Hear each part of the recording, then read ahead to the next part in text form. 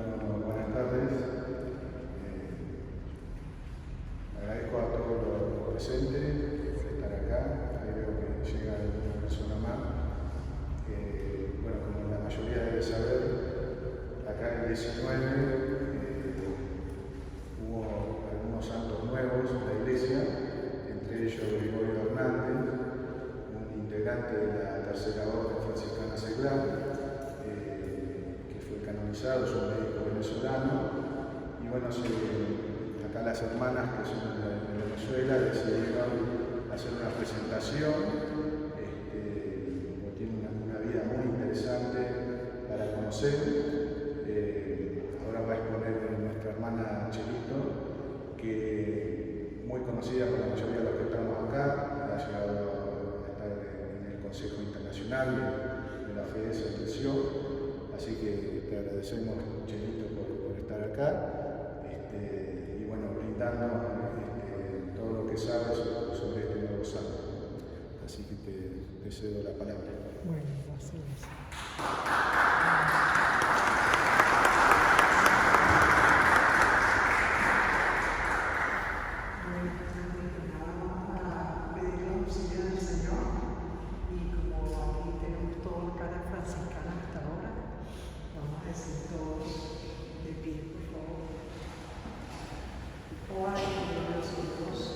Ilumina las tinieblas de mi corazón, dame perfecta esperanza cierta, caridad perfecta, sentido y conocimiento, Señor, para cumplir tu santo y veraz mandamiento.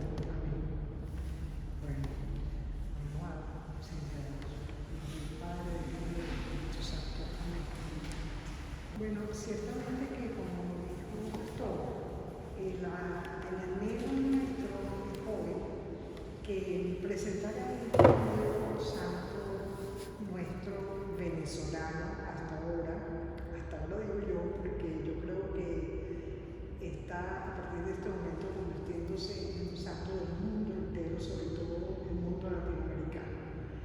Él fue beatificado el domingo pasado, el 19 de octubre, junto con una religiosa, madre fundadora de la Sierva de Jesús, la Madre Carmen Rendile, que son los dos primeros santos venezolanos que tenemos antes de otros santos. José Gregorio murió hace 106 años, o sea que todo su proceso de canonización ha durado ese tiempo, porque fue casi que desde el mismo momento en que muere que se empieza la gente pues, a proclamarlo como un hombre auténticamente santo, porque así lo reconocía la gente. Entonces, por eso, desde esa temprana muerte de él, que ocurrió cuando él tenía 55 años, que murió atropellado por un accidente de automóvil, pues fue en ese momento a una población venezolana que estaba bastante reducida, casi rural, en la misma capital. De todas maneras, el pueblo se volcó a la calle y lo llevó en hombros hasta el sitio de la sepultura, y todos gritaban aquí, quienes nosotros seguimos, es a un hombre santo, y eso lo publicaba la prensa inclusive, ¿no? Cierto que pudiéramos hablar largo y tendido porque él pasó tantos años de su proceso de canonización, porque inclusive la hermana Carmen fue muy poco tiempo después de su muerte, que ocurrió en el año 77, en cambio que José Gregorio murió en el año 1919, ella pues, fue canonizada mucho tiempo, muy corto tiempo pues, después. Pero fue un proceso de canonización que valdría la pena en algún momento que nosotros nos pusiéramos y adentráramos en qué es lo que significa un proceso de canonización, porque es algo un poco complicado, si se quiere, ¿no? Porque hay que recabar datos biográficos en el mismo instante que la gente fallece, y de allí en adelante para ustedes contar todo el proceso que eso conlleva, ¿no? Y usualmente las religiosas, por ejemplo, las órdenes en congregaciones religiosas, lo que hacen es que hacen que una religiosa o un sacerdote de esa congregación se dedique única y exclusivamente a seguir el proceso de canonización. No hace más nada, pero ni cocina, porque solamente se dedica a eso. ¿Por qué? Porque tiene que seguirle los pasos a cada detalle que se produzca en alguna parte de cualquier zona del país donde se diga que ha habido aparentemente un milagro que lo hizo la persona que murió, y entonces esa persona se tiene que trasladar a ese lugar, identificar cuál es el problema, la situación, el médico, todo un proceso bastante largo. Entonces, claro, en el caso de José Gregorio, el proceso empezó, y yo quizás comienzo por este final de su vida, porque es para que ustedes quizás entiendan la magnitud de por qué él hoy en día es un santo que para nosotros no hay que darlo a conocer. En Venezuela no hay que dar a conocer a José Gregorio, porque es el santo de todos, o sea, es el santo del pueblo.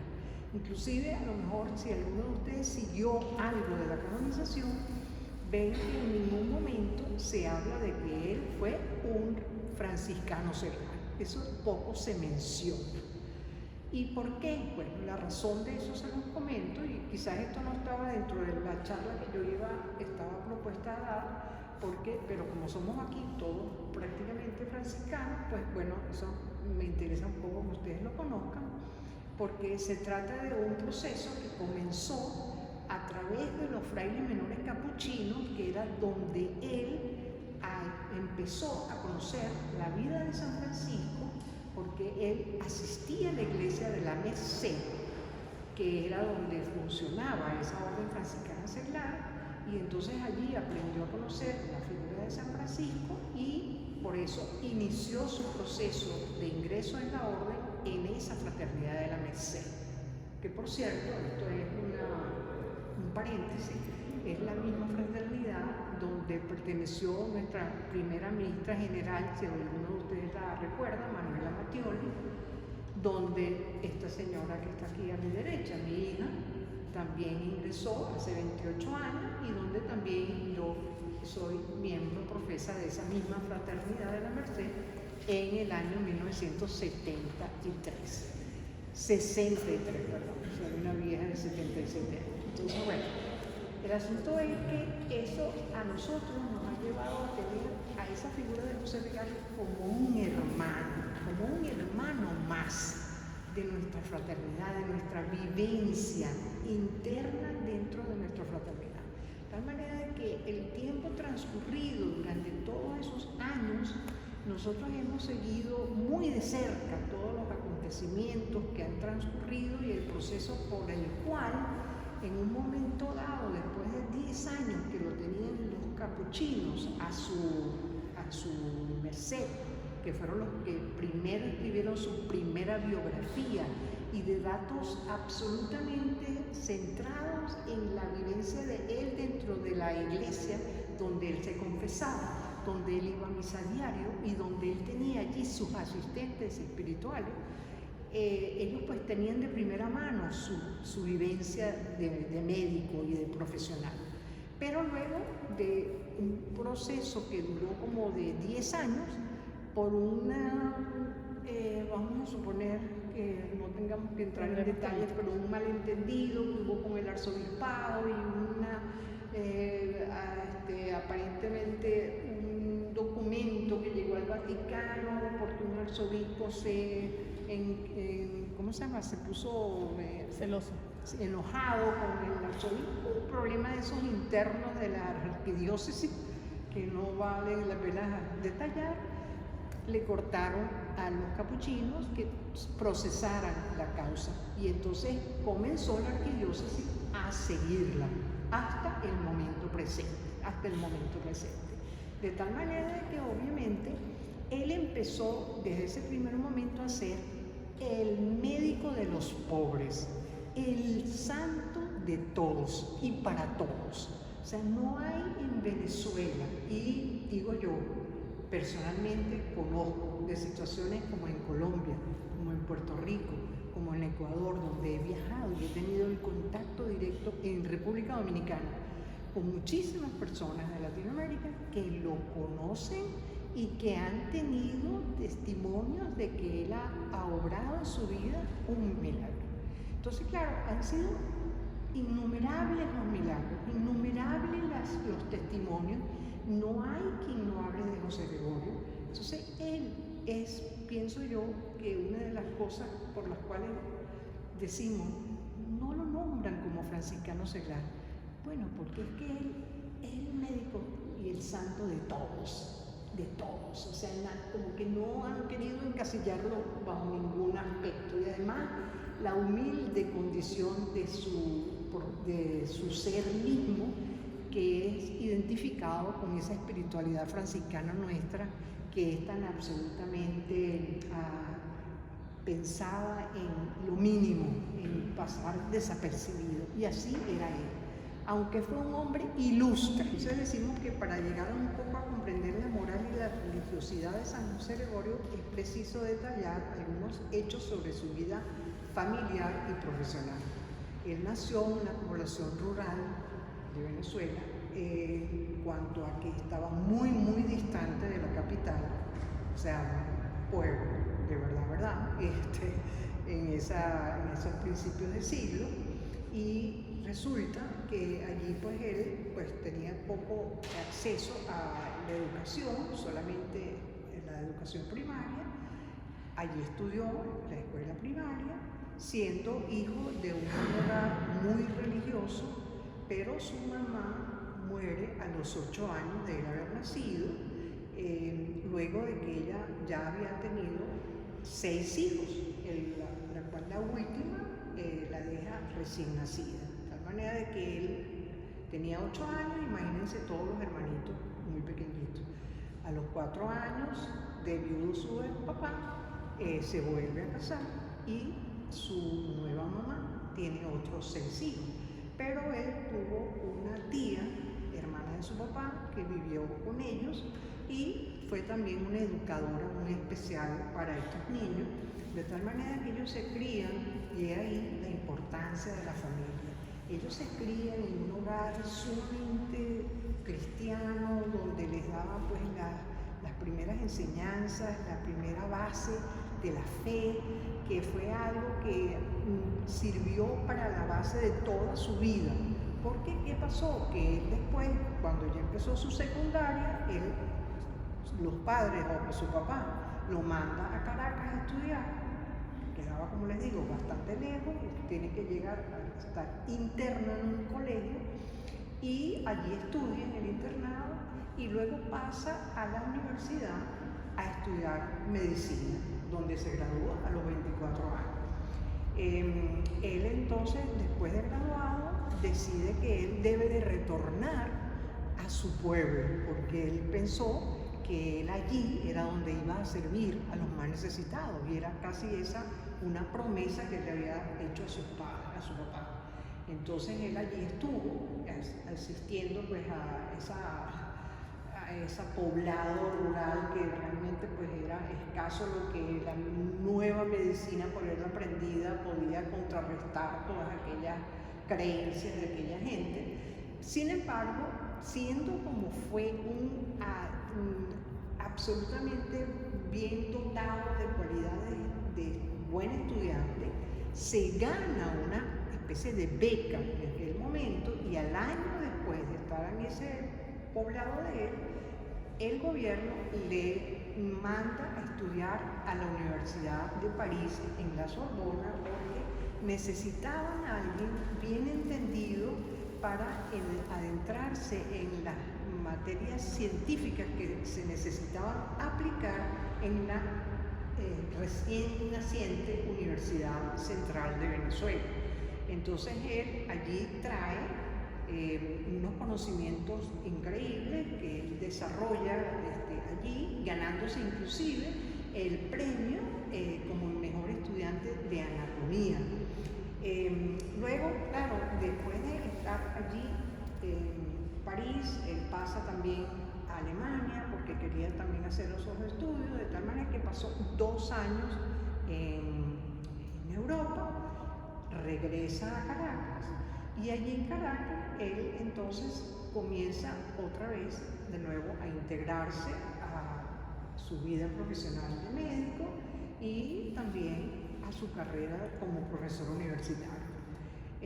Estando allí, en ese periplo donde dio pues, un ejemplo de profesor maravilloso, que los estudiantes lo amaban muchísimo porque era además un hombre lleno de una, desde el principio, sus cualidades personales eran absolutamente fantásticas en cuanto a que él era un hombre sumamente disciplinado, sumamente ordenado en todo el sentido de la palabra.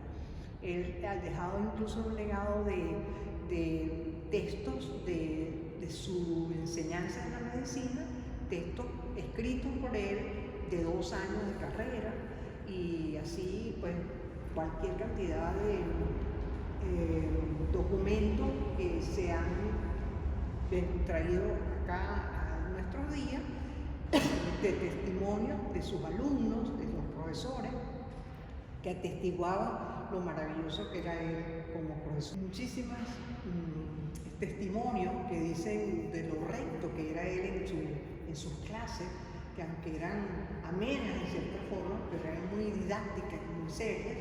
Y recuerdo especialmente una que él estaba en una clase y entonces había uno de los muchachos que estaba conversando con otro, qué sé yo, y él le dice: bachiller, ¿cuál es su deber? Entonces el muchacho le dice: bueno, estudiar. Entonces él dice: bueno, ejerza. De tal manera que buscaba la manera de que los muchachos entendieran la seriedad, que lo que estaban ellos aprendiendo tenía que ser hecho con un auténtico carácter de hombres que se preparaban para enfrentar a una sociedad que los iba a necesitar como profesionales de verdad. Y al mismo tiempo se codeaba allí con médicos que por supuesto eran totalmente distintos a él en sus creencias. Y tenemos que recordar que en la época esa en que él vivió en París y todo eso, pues se narran muchísimas historias en cuanto a que él allí, en medio de esa sociedad parisina que estaba tan contaminada de tantas teorías de la novedad, y aunque era supuestamente la primogenia de la cristiandad, pero bueno, París era París, pues, y había de todo. Y un muchacho de su edad, o incluso como era, pues tenía también una cantidad de atractivos que pudieran haberlo introducido en otro tipo de cosas. Pero, y probada su pureza, vamos a decirle así, los muchachos, sabiendo lo serio que era él, le provocaban, porque lo buscaban para incluso invitarlo a tener de repente contacto con mujeres de mala vida, vamos a decirlo, le tendían esas trampas y él, bueno, era tal su sentido de pureza, de su honestidad, su auténtica centralidad en su creencia y en su fe, que él, la historia dice que esta persona, esta muchacha, salió avergonzada y le decía a los amigos que cómo la habían puesto a ella a ponerse delante de este hombre, que más bien le había dado a ella una lección que ella estaba avergonzada de sí misma. Entonces, así hay miles de historias que narran pues cómo él siempre dio ese ejemplo de su fe auténtica que vivió a través de toda su vida. Luego de que él regresa de Europa, pasan unos 8 años dando sus clases. Fue cuando él ingresa en la Orden Franciscana Seglar en el año 1889, que él conoce a los frailes, se hace amigo de ellos, a través de ellos conoce a la Orden Franciscana Seglar, ingresa, y ya habían pasado 8 años que él había regresado de Francia, ¿no? Bueno, pero en el transcurrir del tiempo, cada vez él se sintió más en la idea de que él tenía que buscar ser y profundizar más en cómo darse por entero al Señor, porque ese era su ideal. Y recordemos que estábamos en una época preconcilio, Carlos II, mucho tiempo antes, donde antes, no sé si ustedes se recuerdan como yo, que era difícil ver en la iglesia que se canonizara a un laico. Siempre los santos eran religiosos, o eran sacerdotes, o monjas, etc. Pero que un laico se canonizara era un poco así como un poco más difícil. Y claro, empieza el concilio a abrirse y decíamos que bautizados éramos todos con las mismas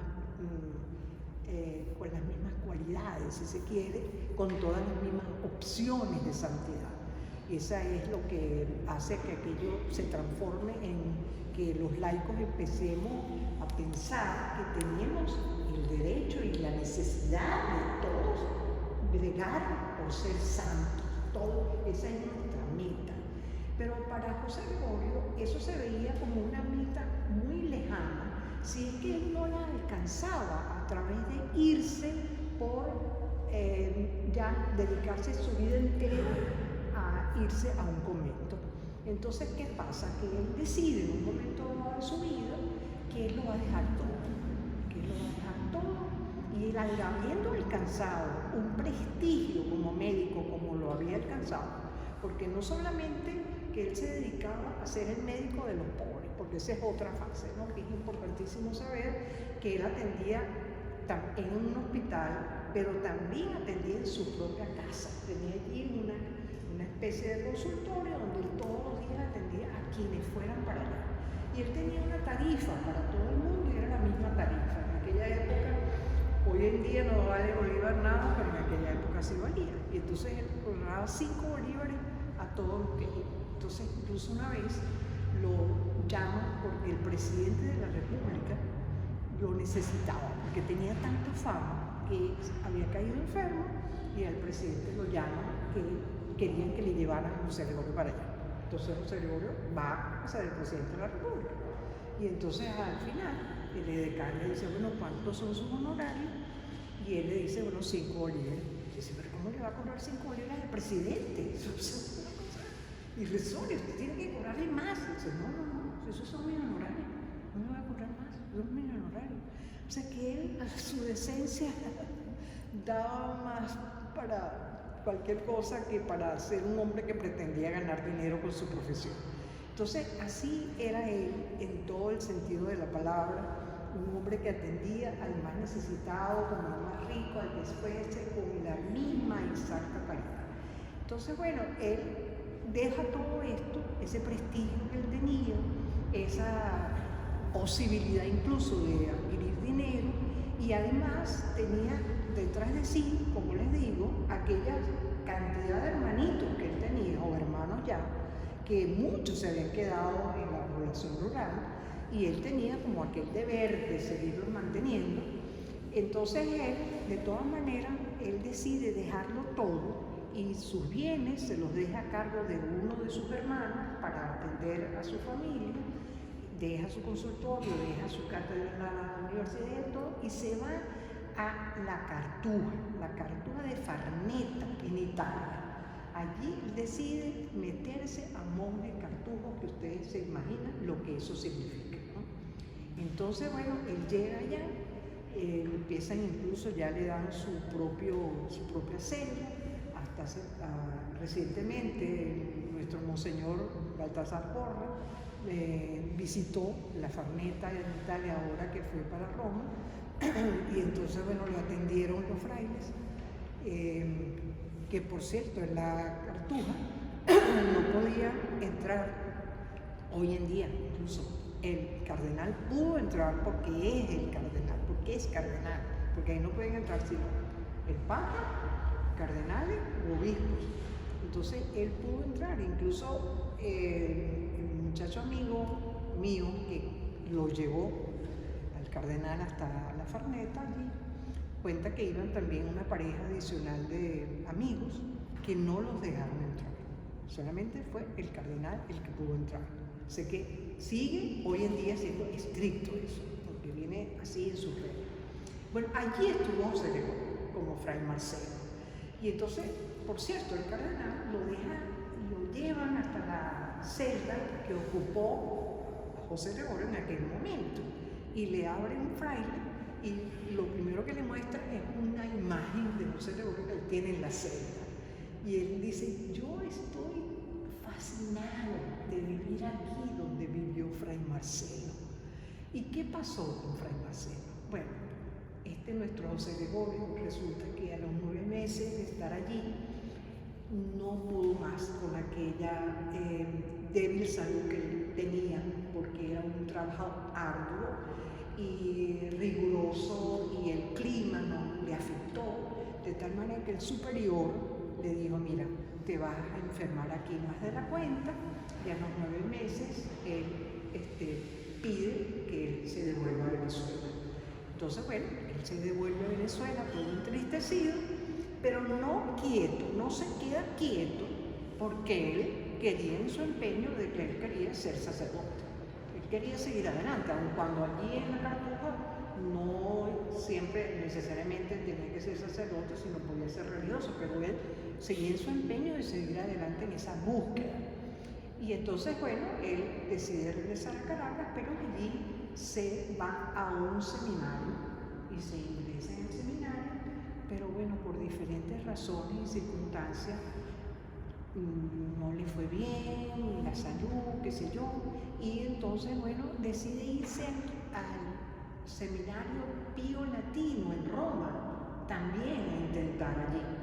Bueno, otra vez, José Gregorio, otra vez, después de algunos meses, le da una tremenda neumonía,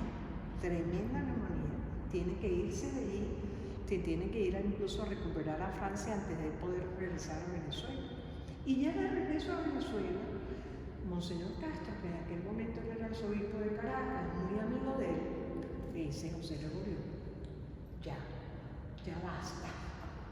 Tú tienes que establecerte aquí y hacer tus funciones de médico, que es donde mejor tú vas a desempeñar tu servicio de medicina al más necesitado. Lo que tú quieres, puedes hacerlo con un seminario.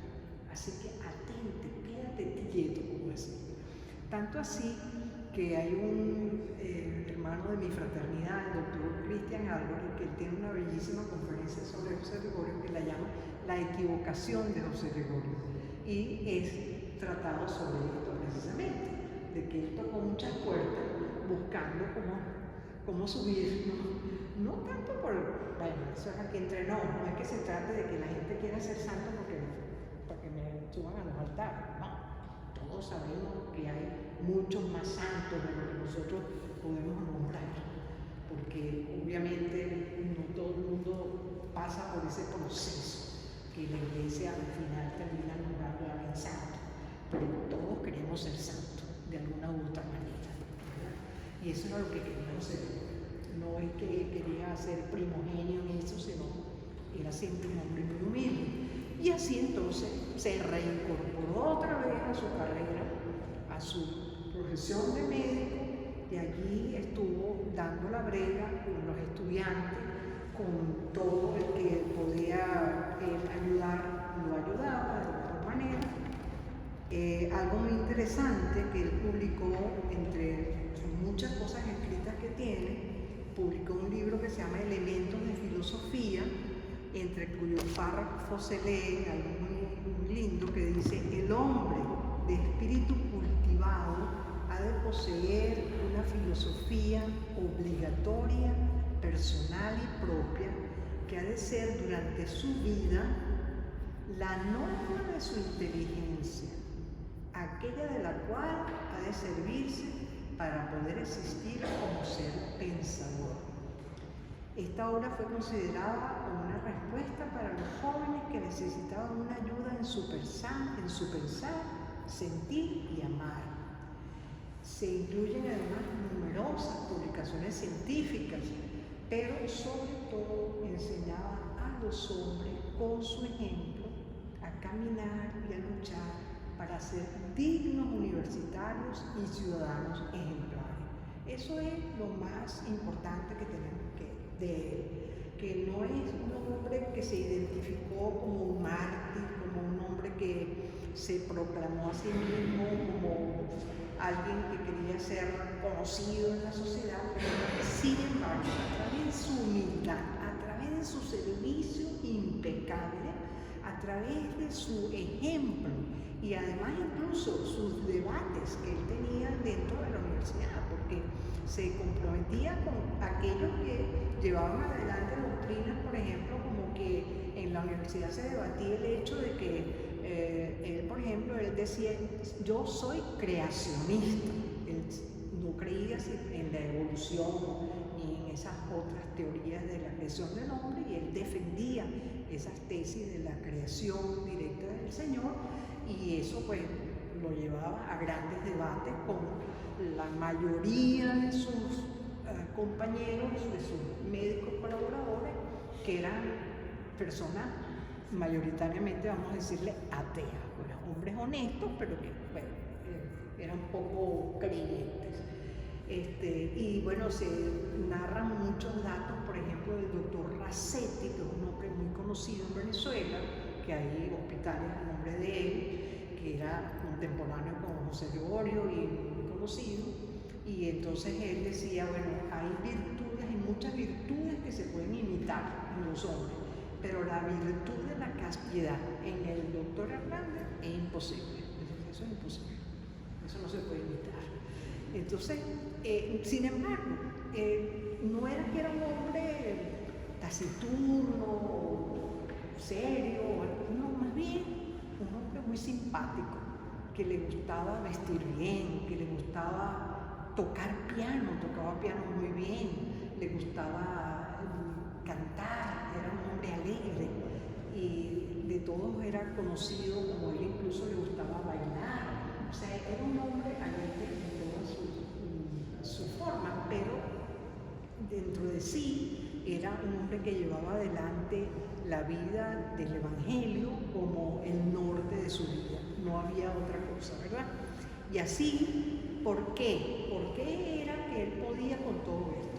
Porque desde el inicio, desde el comienzo de su juventud, cuando él llega a Caracas, desde sus inicios dentro de la universidad, cuando él prosigue su carrera, cuando él estaba en Francia, todo eso siempre lo acompañó el completo compromiso que él tenía con su fe, dentro de lo cual había el compromiso para una misa diaria a la cual él acudía. Incluso en Francia se le veía ir a la iglesia del Sacré-Cœur allá en París, y en todos los lugares en Caracas se le conocía como aquel hombre que iba diariamente a la iglesia de la Merced o a la iglesia de la Pastora, que era otra, por cierto, parroquia donde yo viví muy cercana, y también atendía la adoración eucarística en una iglesia de Capilla Perpetua que tenemos allá. Y él, pues mira, siendo como era un hombre de prestigio, él no se inmutaba, porque en aquella época no, cualquiera diría, no, yo soy el doctor Hernández, yo no. Él era el primero que atendía su misa diaria, y eso era por encima de todo. Antes de ir a sus clases, antes de ir a su atención médica, él iba a su misa diaria. O sea que yo digo, pero o sea, nosotros no nos tienen que decir más nada. Cuando una persona puede frecuentar la Eucaristía y sentir que el Señor es el que se hace presente en su vida diariamente, esa ya es de por sí una conversión permanente, diaria, minuto a minuto. Sabemos que transportamos a ese hombre que se hace dentro de nosotros cuerpo y sangre, y que nosotros tenemos que transparentar la gloria del Señor en todos los momentos de nuestra vida. O sea que eso es la esencia de la vida de José Gregorio. Y así todo, él lleva títulos como el que, por ejemplo, cuando fundaron la Academia Nacional de Medicina en Venezuela, cuando la fundan, uno de los puestos de las sillas de honor de la academia se la dan al doctor Hernández. O sea que él era un consumado profesional dentro de nuestra Venezuela de aquel principios de siglo. De hecho, hay tantos testimonios que se conservan hoy en día de sus compañeros, por porque obvio que ojalá que en estos días nosotros pudiéramos hacer lo mismo con nuestros WhatsApp, ¿verdad? Recibí un WhatsApp de Débora del año 1900, las cartas que se mantienen, son testimonios que no se van, que se mantienen allí, y eso es lo que hay de José Gregorio. Cartas que él escribía cuando estaba en Francia a sus amigos, y todo eso existe. Existen recetas que él le daba a sus pacientes, inclusive lo más así increíble ver cómo su muerte acontece justamente una tarde en que él llegó a su casa y lo llamaba una enferma que fuera a atenderla en su propia casa. Él fue hasta allá y, bueno, sí, atendió al enfermo y la enferma requería comprar una medicina, y entonces él hizo la receta y se fue directamente a la farmacia a comprarla. Y en ese cruce de esa calle lo atropellan, porque venía pasando un tranvía que se detuvo, pero venía un auto de este lado que no vio, y el auto se lo llevó por delante y inmediatamente lo murió.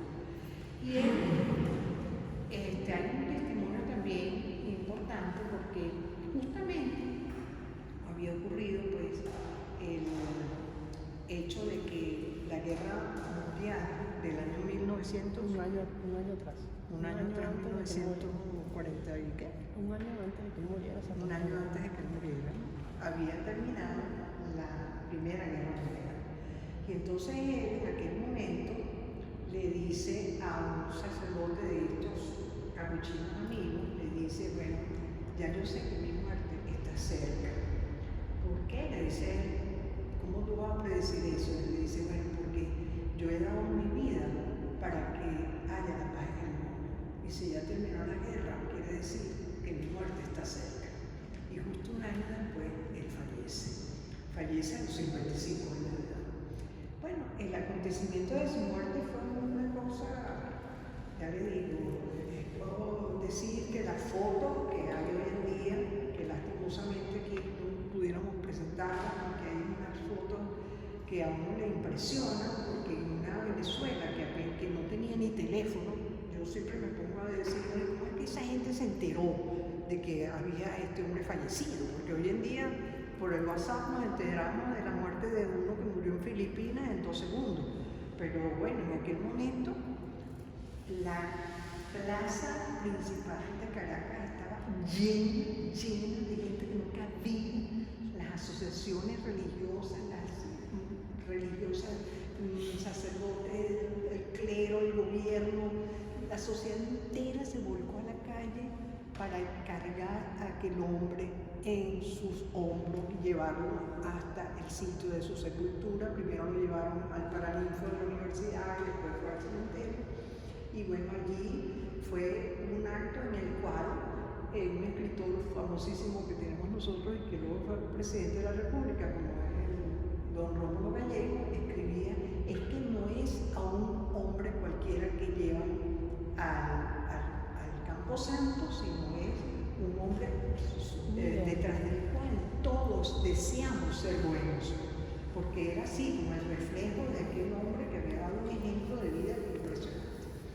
Entonces, bueno, de aquí en adelante se dispara pues lo que podemos decir que hasta la época en que estamos viviendo nosotros actualmente hemos podido constatar que hay una cantidad enorme de circunstancias donde los testimonios de las personas que han tenido ocasión de pedirle a su amado José Gregorio, porque ese nombre para nosotros es tan familiar como que si fuera un hermano de nuestra vida cotidiana. O sea, no hay venezolanos, no hay muchos, como le digo, latinoamericanos que no hayan conocido quién era José Gregorio, y cualquier enfermo en cualquier casa de familia, en cualquier lugar del recóndito sitio de Venezuela que haya un enfermo, hay una persona que está rogando porque José Gregorio lo sane.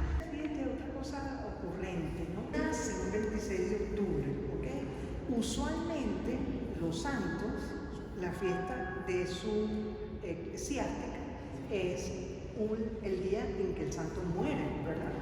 Pero en el caso de José Gregorio, la fiesta eclesiástica va a ser el día en que él nace, que es un 26 de octubre para nuestros efectos, el día de mañana.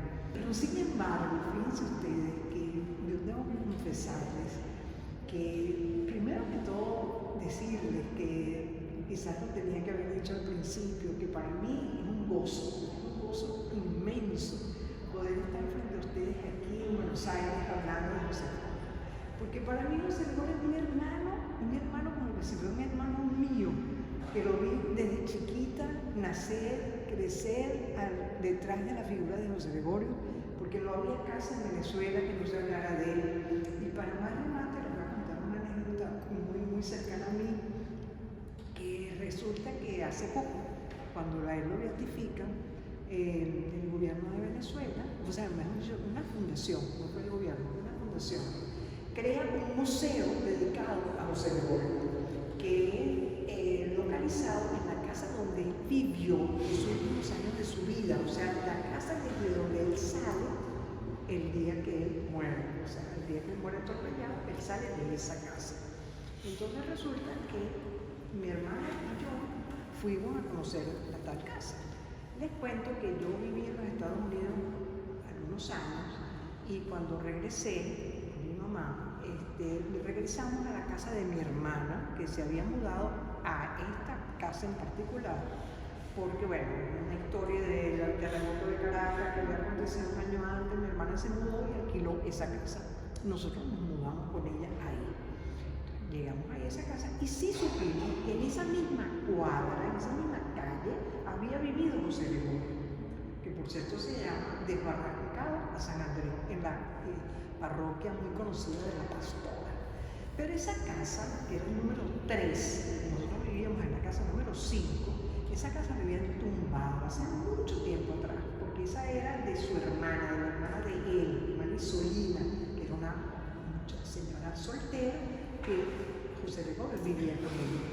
Por supuesto, debe ser que, bueno, cuando ellos murieron, etcétera, la casa X la venderían y total, la tumbaron en aquella época. Entonces nosotros nos mudamos a esa casa y, bueno, siempre era como una emoción, ¿no? Saber que en esa misma calle había muerto él, había vivido él. Pero, ¿cuál es el cuento que les quiero echar? Que cuando entonces nosotros vamos a conocer la casa museo, nos damos cuenta que la casa museo era la casa donde nosotros habíamos vivido, porque la casa de él no existía. Entonces lo que hicieron fue que la casa museo era la que nosotros habíamos vivido y la casa donde él vivió fue un solar que compraron adicional y lo hicieron como donde está la capilla, donde está el resto.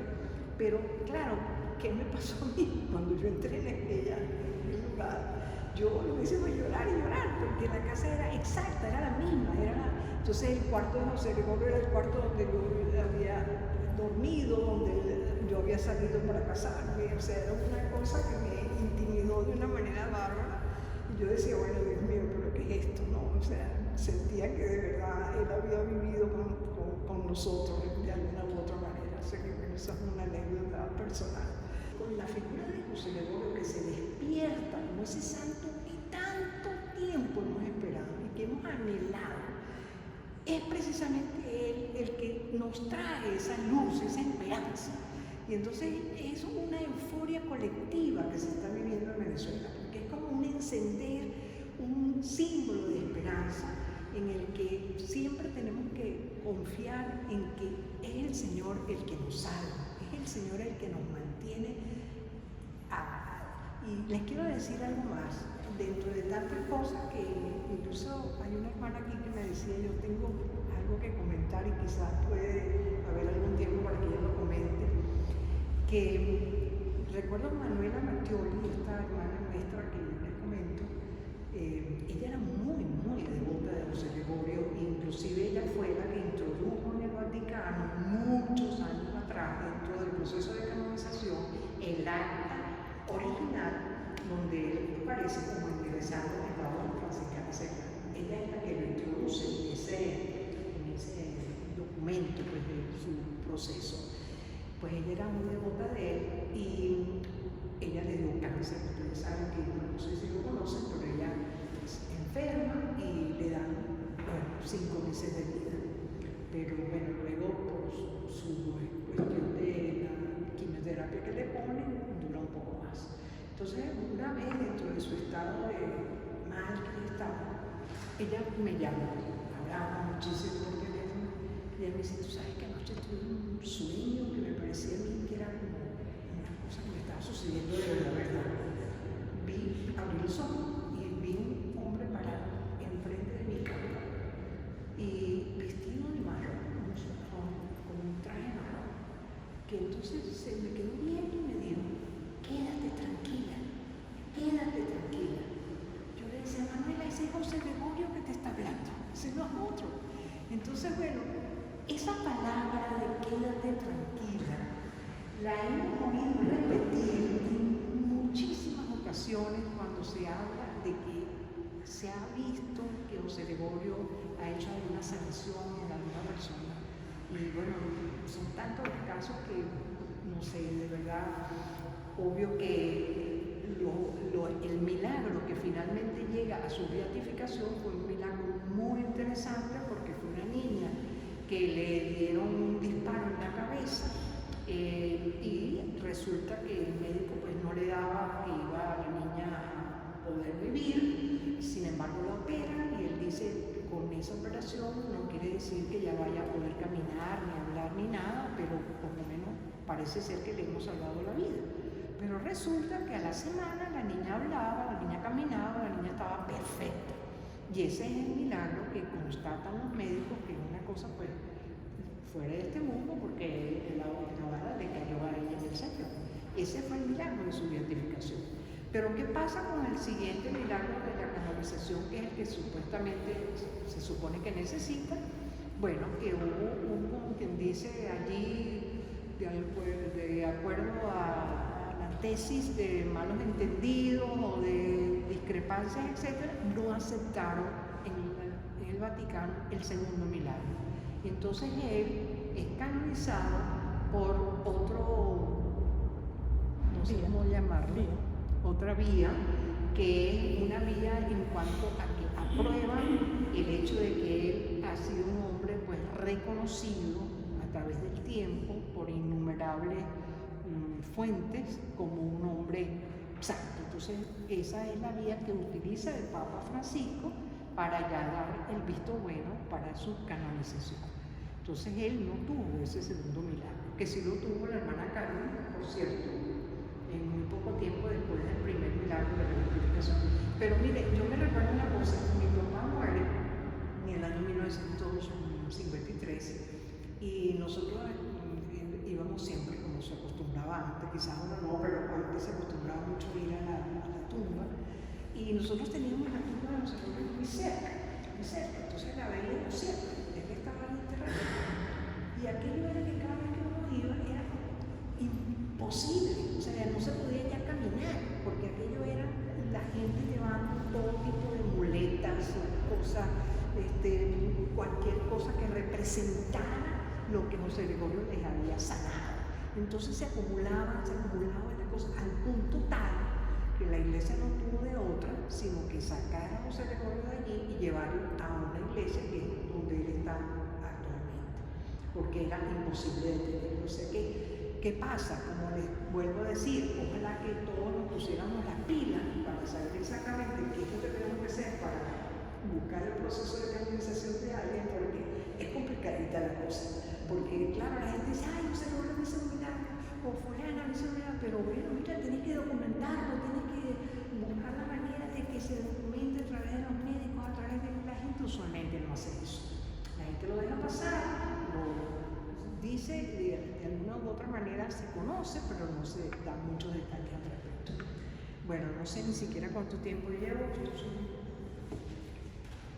José Gregorio me tiene a mí como loca, queriendo hablar de todo, transmitirle esa alegría, de verdad, haciendo que José Gregorio se convierta en un argentino de verdad. franciscano seglar para todos. Es como un testimonio. Él fallece en 1919. Mis abuelos, uno es de 1900 y 1915, por ahí. Eso es algo que se va transmitiendo de generación en generación. No hacía falta celular, no hacía falta diario, porque eso uno se enfermaba lo que quiera. Y siempre la abuelita, la tía, la vecina, José Gregorio te va a sanar, José Gregorio te va a curar. Y en aquel entonces, que los medios de comunicación como eran, porque tanto allá como aquí estábamos viviendo una etapa rural, pues, en 1919, cuando él falleció, era tanto allá como aquí era rural. En la provincia donde él nació es Trujillo, del pueblito Isnotú. A mi provincia son 4 horas. Y para Caracas, que es la capital, 4 horas más, 8 horas en este momento, en carro. ¿Ves? En aquel entonces, bueno, saquemos cuenta.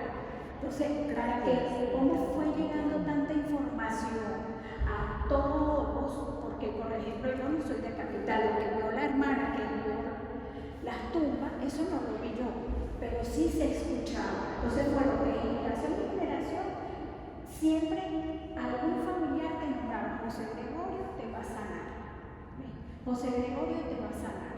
Entonces, eso es algo, una experiencia muy bonita, porque como dijo el arzobispo recién, allá en Venezuela, dijo, a José Gregorio lo hace santo todos los venezolanos.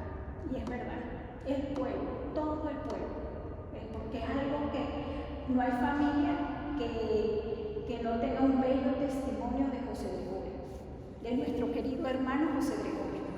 No, le quería comentar a ella que hay una tía, sí, yo soy colombiana y es muy conocido en Colombia José Gregorio por los milagros. Tengo una tía que estaba desahuciada y ella dice que a mitad de la noche sintió que estaba rodeada por enfermeras y al frente tenía un médico.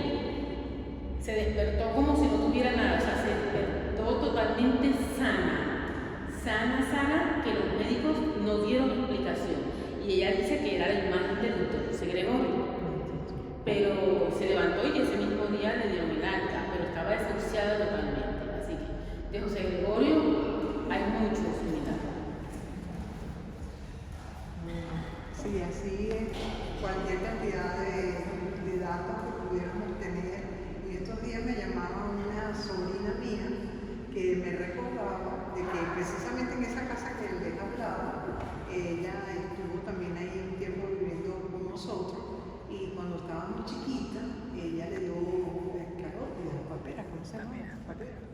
Y estaba malísima. Y mi mamá le tenía una imagen de José Gregorio en la mesa de noche y le decía que pidiera para que él la sanara, no sé. Entonces ella dice, bueno, ella tendría como 8 años, y dice que en la noche ella sintió que José Gregorio, ella decía, la misma imagen que yo tenía ahí, se me acercó y me puso la mano aquí. Y al día siguiente ella estaba perfecta. Entonces dice, claro, yo conté esa historia, pero yo no sé si a mí me creyeron, porque claro, yo estaba tan chiquita. Y ella estaba, pero loca, desbordada, porque quiso ir a la canonización y ella vivía ahora en España. Y ella no hace sino recordarse eso como algo que ella vivió y sintió. Y así son, ya le digo, miles de casos. José Gregorio por eso es el hermano de todos, el médico de los pobres, el médico de todos, un hombre que no solamente nos sana el cuerpo, sino también el alma, porque el ejemplo de su vida es un testimonio absolutamente maravilloso de un hombre que vivió su fe, que vivió lo que él creía y lo vivió de verdad, sin ambigüedades. Él asumió la responsabilidad de su doctrina católica frente a todo lo que se le presentaba delante de sí, en la ciencia, en las artes. Él siempre, y eso es quizá un ejemplo a seguir hoy en día, donde nosotros tenemos que tener cada vez más los ojos abiertos ante lo que nos circunda.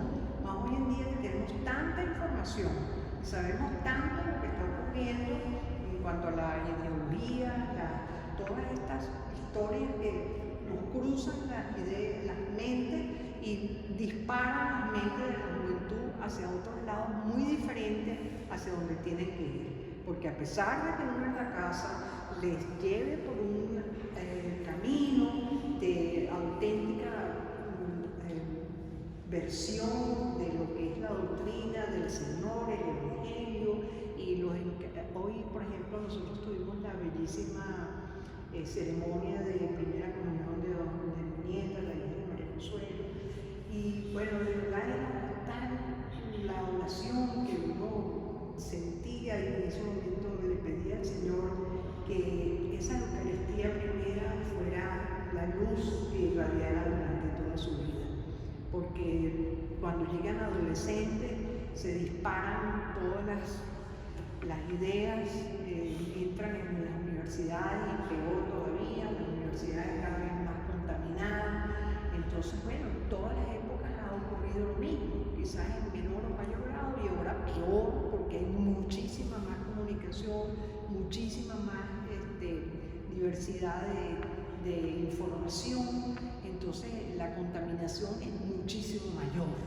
Entonces hay que estar nosotros como padres, como abuelos, como representantes de un hogar, tenemos que ser de verdad paradigmas en toda esta defensa de nuestra fe, dentro de nuestra orden. Yo esto lo hablo muchísimo porque en estos días que hablaba con una fraternidad franciscana seglar de Argentina, que me llamaron para que les dieran un empujón en un primer encuentro que tenían de su primer consejo, y les decía yo eso: miren, tienen ustedes que ser una lámpara, una luz y tener un semáforo pendiente, a quién ponerle la luz roja, porque no todo puede ser luz verde para todo, no puede ser, porque hoy en día estamos entonces encantados de que, ay no, sí, imagínate, él entró en la fraternidad, una persona encantadora, es una persona bellísima, hace un apostolado precioso, lo único que no está casado por la iglesia,